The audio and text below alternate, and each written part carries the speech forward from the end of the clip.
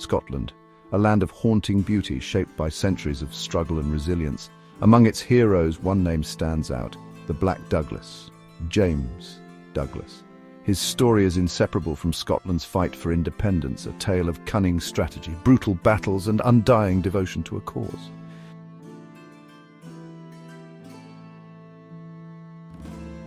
The late 13th century, Scotland writhed under the iron grip of English King Edward I.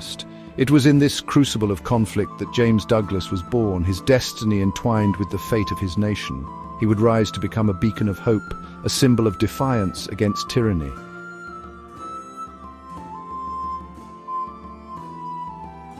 James Douglas was born into a noble Scottish family, the Lords of Douglasdale. Their ancestral home, Douglas Castle, stood as a testament to their lineage, but their world would crumble under the weight of English ambition. Edward I seized Douglas Castle, stripping the family of their birthright. I remember the flames, the destruction, the injustice. The loss of his home instilled in James a profound understanding of the stakes. He knew that freedom was not a gift bestowed, but a right to be fought for.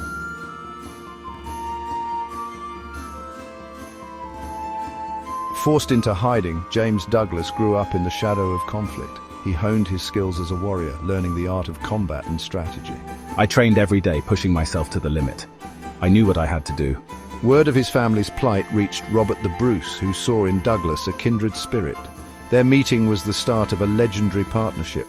Together they would become a beacon of hope, rallying the Scottish people to fight for their freedom.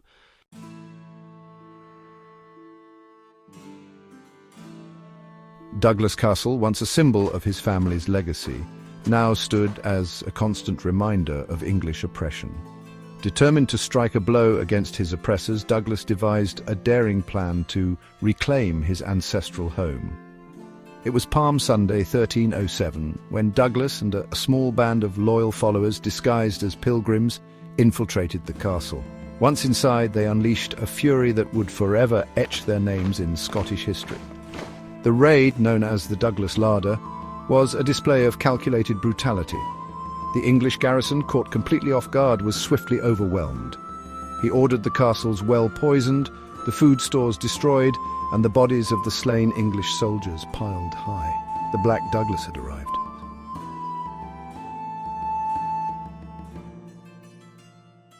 The year 1306 marked a turning point in Scotland's struggle for independence. Robert the Bruce seized the Scottish throne, challenging English authority directly.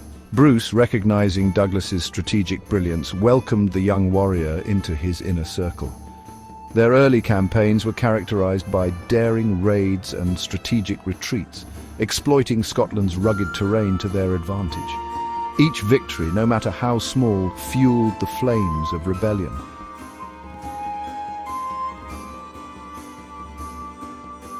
The defining moment of their alliance arrived in the summer of 1314. The English army, led by King Edward II, marched north to crush the rebellion.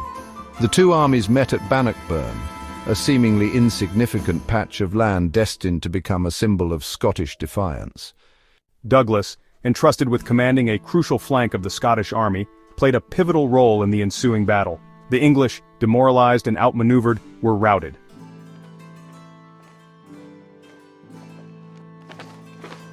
Bannockburn secured Scottish independence, but the war was far from over. Douglas continued his campaigns, employing a strategy of guerrilla warfare that kept the enemy off balance. His raids were swift and brutal, targeting English strongholds and supply lines. His most audacious raid in 1319 took him deep into English territory, reaching the very gates of York. Though he did not capture the city, the psychological impact of his raid was profound. Douglas, the Black Douglas, had become a legend.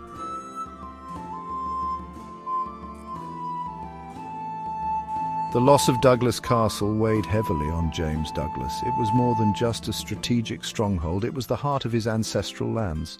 He spent countless hours studying the castle's defenses, seeking any weakness that could be exploited. Douglas, a master strategist, understood that victory would require more than brute force. He gathered his most trusted men, warriors who had proven their mettle in countless skirmishes and raids.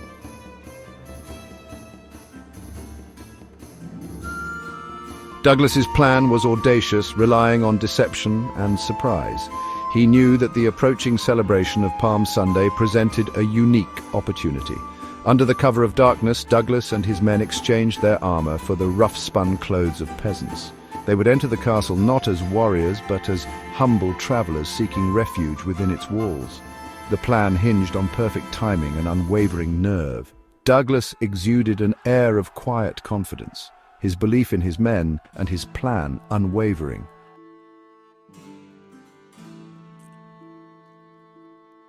As the sun began its descent, casting long shadows across the castle courtyard, the signal came.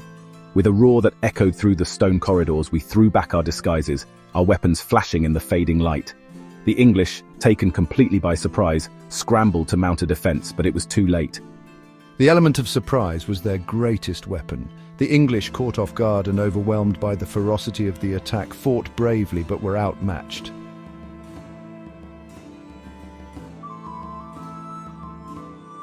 Victory was swift and decisive. The English garrison, decimated and demoralized, was offered no quarter. Douglas, his vengeance fueled by years of anger, showed no mercy. He ordered the castle's well poisoned, ensuring that any English reinforcements would find no solace within its walls.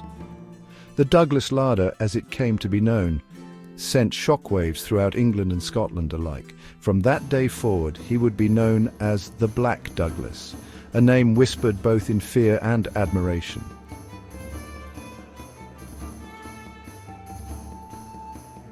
The Battle of Bannockburn in 1314 was a defining moment in Scottish history.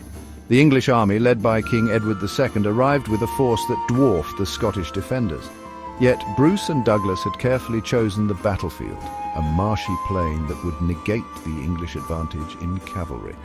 Douglas, ever the astute tactician, recognized the importance of exploiting the terrain and the psychological state of their enemy. The Scottish schiltrons, disciplined and unwavering, presented a formidable wall of steel. Douglas, seizing the initiative, launched a series of flanking maneuvers, harassing the English flanks and sowing chaos in their ranks.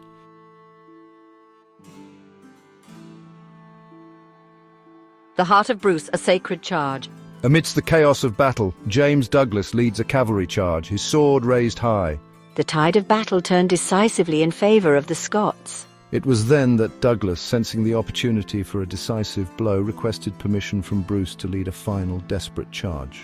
Robert the Bruce, wounded but resolute, grants Douglas permission to attack. Bruce, ever the cautious commander, hesitated for a moment but recognized the fire in Douglas's eyes. Douglas and his men crash into the English ranks like a thunderbolt. The impact was devastating. The English, already teetering on the brink of collapse, crumbled under the onslaught.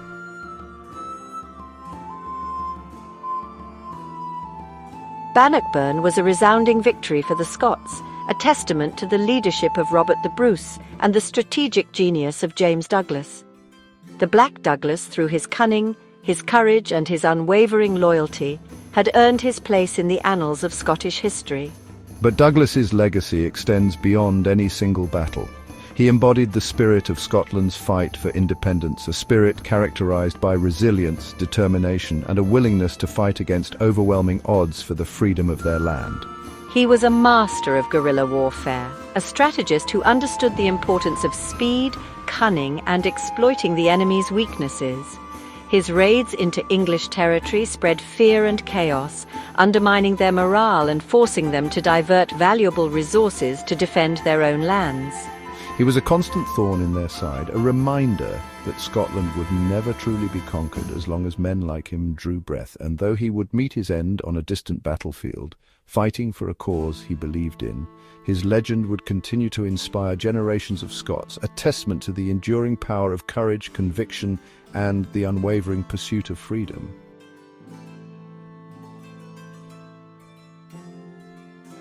The year 1329 marked the end of an era, a time of great change and uncertainty.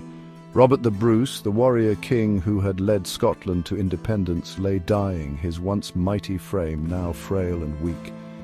His body, ravaged by illness, could no longer keep pace with his indomitable spirit, a spirit that had never wavered. As darkness closed in, he summoned James Douglas, his most trusted friend and commander, to his side, knowing the end was near. Bruce, his voice a raspy whisper, revealed his dying wish, a wish that would test the loyalty of his friend. He wanted his heart, a symbol of his unwavering love for Scotland, to be carried to a place of great significance, to be taken to the Holy Land, a place he had always dreamed of visiting. A final act of devotion to the faith that had sustained him through years of hardship and triumph, a testament to his enduring spirit. He entrusted this sacred duty to Douglas, the one man he trusted above all others, the one man he knew would see it done, no matter the cost, no matter the obstacles. Overcome with grief but unwavering in his loyalty, Douglas swore an oath to fulfill his king's final wish, a promise he would keep. He would carry Bruce's heart across land and sea, braving treacherous journeys and facing unknown dangers, driven by a sense of duty, to lay it to rest in the holy city of Jerusalem, a place of profound significance. It was a mission fraught with peril, a journey into the unknown, filled with countless challenges. But Douglas would not be deterred, his resolve as strong as ever. His loyalty to Bruce, his love for Scotland burned brighter than any fear, guiding him through the darkest of times.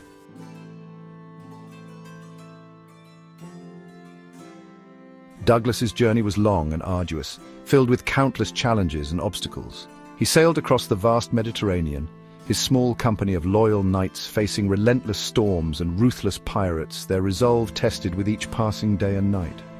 They rode through foreign lands, encountering suspicion and hostility from wary locals, their every step a reminder of the volatile political landscape of 14th century Europe, a time of great uncertainty and danger. Word reached Douglas in Spain of a war against the Moors, a fierce struggle against a powerful enemy of Christendom. He saw in this conflict an opportunity, a chance to honor Bruce's memory in a way that aligned with his warrior spirit and unwavering dedication. He would join the fight, carrying Bruce's heart into the heart of battle, a symbol of courage and faith against overwhelming odds, a beacon of hope in the darkest of times. During the Battle of Teba in 1330, Douglas found himself surrounded by Moorish warriors, his small band of knights outnumbered and on the verge of being overrun. Yet he fought with the fury of a man possessed, his every blow a testament to his courage and his unwavering loyalty to the king he had served so faithfully, a true knight to the very end. Seeing his end approaching, Douglas, with his dying breath, hurled the silver casket containing Bruce's heart towards the enemy lines, his voice ringing out over the din of battle. "Lead on, brave heart, as you have always done. Douglas can follow no further." It was an act of defiance, a final act of loyalty, a testament to a bond that even death could not diminish, a legacy that would live on forever.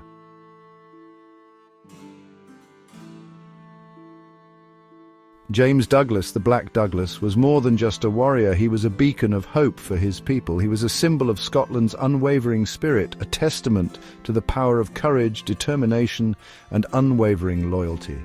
His life, a tapestry woven from threads of victory and tragedy, continues to resonate through the centuries, inspiring generations of Scots and capturing the imagination of all who hear his tale. His story is one of resilience and honor. From the ashes of his family's loss, he rose to become one of the most formidable warriors of his age, a master strategist who understood the importance of exploiting every advantage, every nuance of terrain and psychology, to overcome seemingly insurmountable odds. His cunning raids, his lightning-fast strikes, and his unwavering determination struck fear into the hearts of his enemies, securing his place in the annals of military history. But it was his unwavering loyalty to Robert the Bruce, his king and his friend, that truly defined him. He was the embodiment of chivalry, a knight without fear or reproach, who dedicated his life to securing the freedom of his beloved Scotland. His final act, hurling Bruce's heart into the fray of a distant battle, cemented his legend, transforming him from a mortal man into a symbol of unwavering devotion and sacrifice. Today, the name of James Douglas continues to resonate throughout Scotland, his story passed down through generations, a reminder of the sacrifices made to secure the freedoms enjoyed today. His legacy is a beacon. He is remembered not just for his military prowess, but for his unwavering spirit, his unyielding loyalty, and his unwavering belief in the destiny of his nation. The Black Douglas, a warrior forged in the fires of adversity, his name forever etched in the heart of Scotland, a testament to the enduring spirit of a nation.